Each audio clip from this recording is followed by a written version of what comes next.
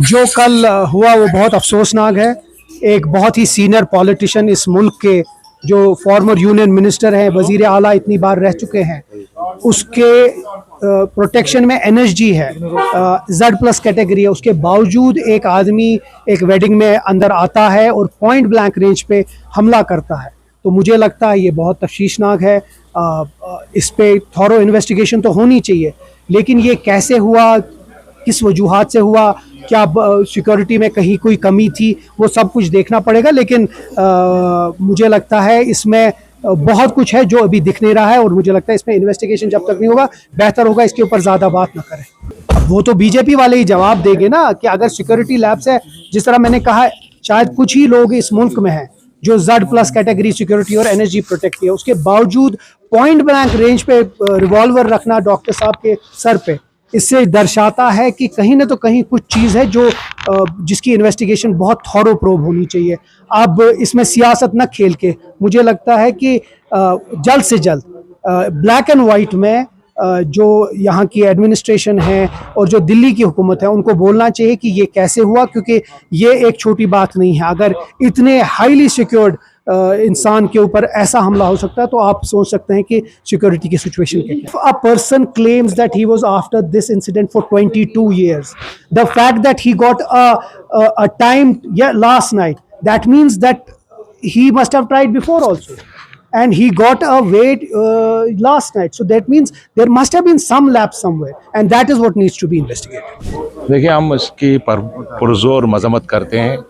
आप सच माने तो कल रात को मैं 2 बजे सोया हूँ रात को। एक Z+ जिसकी सिक्योरिटी हो और उसके बाद वो एक फंक्शन में जा रहे हैं और वहाँ पर लोकल पुलिस तैनात नहीं की जा रही है, तो इससे लगता है कि ये गवर्नमेंट जो है, जिनके अंडर जो हमारी सिक्योरिटी है, सिक्योरिटी फोर्सेस हैं या पुलिस है, वो कितना अपना काम निभा रहे हैं। यहाँ एक आदमी पिस्टल लेके जाता है और अंदर जाके उसकी गर्दन पे पिस्टल रख के फायर करना चाहता है और फायर करता है। तो पहले हम अल्लाह ताला से दुआ गो कि डॉक्टर साहब की सेहत ठीक रहे, और अल्लाह ताला का शुक्र करते हैं कि इसमें वो अनहर्ट रहे। तो हम इस की मजम्मत करते हैं और पुलिस को इस पे तहकीकात करना चाहिए, और आइंदा के लिए ये सोचना चाहिए कि जो प्रोटेक्टेड लोग हैं, खासकर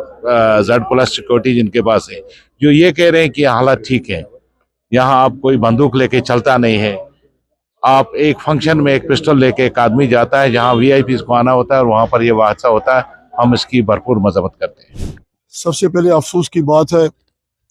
और जो हमारे रहनुमा, हमारे कायद पे जो रकल कातलाना हमला किया गया,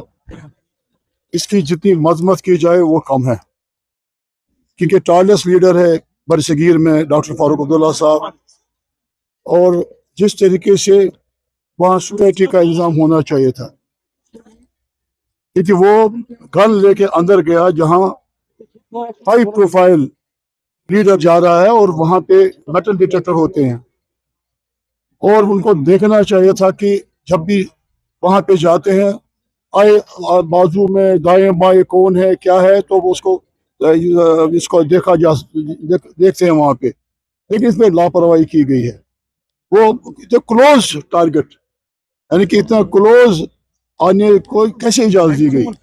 जब हम भी होते हैं फारूक साहब के साथ या उमर साहब के साथ, हमें भी जो उनके सिक्योरिटी ऑफिसर्स होते हैं, हमें भी थोड़ा कहते हैं, इशारा देते हैं थोड़ा दूर रहिए। हम भी नजदीक नहीं आते हैं, हम इतने क्लोज हैं, लेकिन हम भी लीडर के क्लोज नहीं आते हैं जब सिक्योरिटी कवर होता है। लेकिन जहाँ वो सिक्योरिटी कवर के साथ वो क्लोज टारगेट में, ये अल्लाह का रहम है,